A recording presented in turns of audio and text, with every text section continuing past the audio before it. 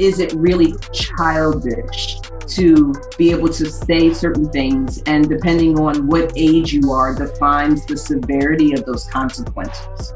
No, like it's people behavior, and it's behavior of people, just being a human being and being in a place to hear my daughters call me out was not easy to hear. You know, my first time, like, who the fuck? No. Every bit of Caribbean in my bones is coming through that cannot it can't be recorded.